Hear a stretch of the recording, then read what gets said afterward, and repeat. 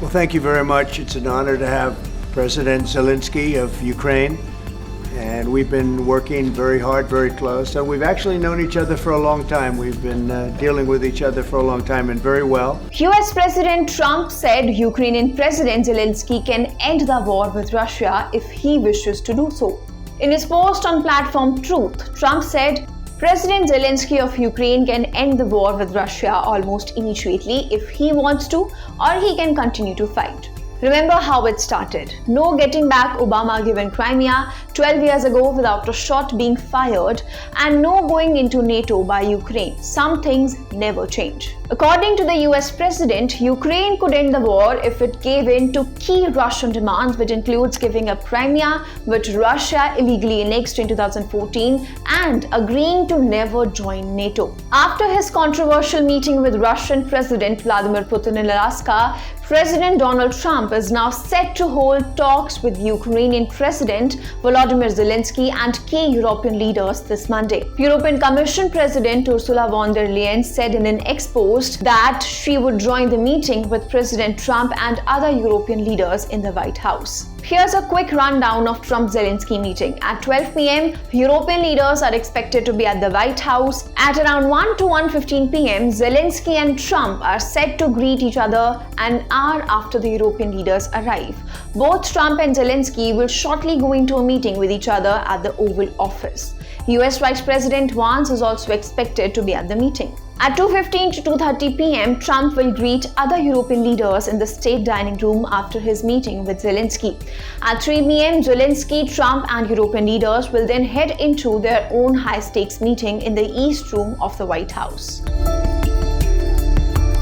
The high-stakes talks are expected to cover crucial territorial questions, with Russia pushing for Ukraine to give up Donetsk and Luhansk. Another key focus will be security guarantees for Ukraine, and these could come with the backing of American air power. Leaders will also weigh in on NATO's role and the responsibility of European allies in enforcing any settlement, while keeping up the economic pressure on Moscow through sanctions. And above all, European leaders are making it clear Ukraine must remain at the table for every step of these negotiations. European powers also want to help set up a trilateral meeting between Mr. Trump, Mr. Putin, and Mr. Zelensky to make sure Ukraine has a seat at the table to shape its future.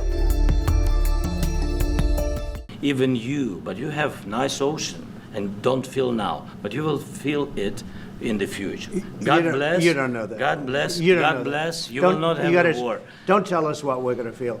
We're trying to solve a problem. Don't tell us what we're going to feel. I'm not telling you. Because you're in no position to dictate that. Remember this. You're in no position to dictate what we're going to feel. We're going to feel very good. You will feel influence. We're going to feel very good and very strong. You will feel influence. You're right now not in a very good position. You've allowed yourself to be in a very bad position, and he happens to be right about it. From the very beginning of the war, you're not in a good position. You don't have the cards right now. With us, you start having cards. I'm not playing cards. But right now, you don't. Yeah, you're playing cards. Mr. President. You're playing I'm very cards. serious. You're gambling with the lives of millions of people. You're gambling with World War III. You're gambling with World War III.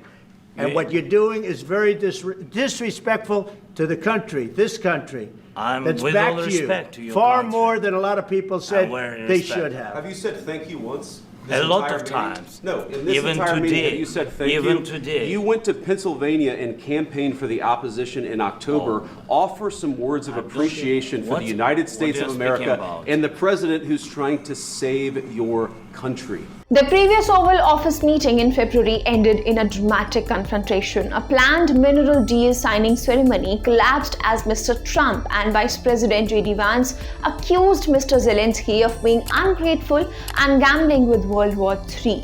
President Zelensky pushed back strongly, saying there can be no compromise with the killer, his reference to Vladimir Putin. The meeting quickly broke down and the planned joint press conference was cancelled. Afterwards, President Trump said Zelensky could return when he is ready for peace. Trump also announced a temporary suspension of aid to Ukraine. This time, the Ukrainian president will be traveling with the strong backing of European leaders. Confirmed European leaders attending the meet include UK Prime Minister Sir Keir Starmer, French President Emmanuel Macron, German Chancellor Friedrich Merz, President of Finland Alexander Stubb, President of the European Commission Ursula von der Leyen, NATO Secretary General Mark Rutte, Italy's Prime Minister Giorgia Meloni. The Trump-Zelensky meet comes just days after the US president met the Russian president in Alaska. The Russian president demanded that Ukraine cede the Donetsk and Luhansk regions as a condition for ending the war. Reports suggest President Trump privately backed the proposal, something Kyiv has firmly rejected. Just before the high-level White House meeting, Trump has now shifted the onus on President Zelensky, urging him to make concessions and even suggesting that Ukraine cannot win back Crimea, which Russia seized in 2014. Now the question is, can Ukrainian President Volodymyr Zelensky really end the war, or will this meeting meet the same fate as the previous one? What do you think of this? Share with us in the comment section below. If you like this video, then like, share and subscribe to ET Now.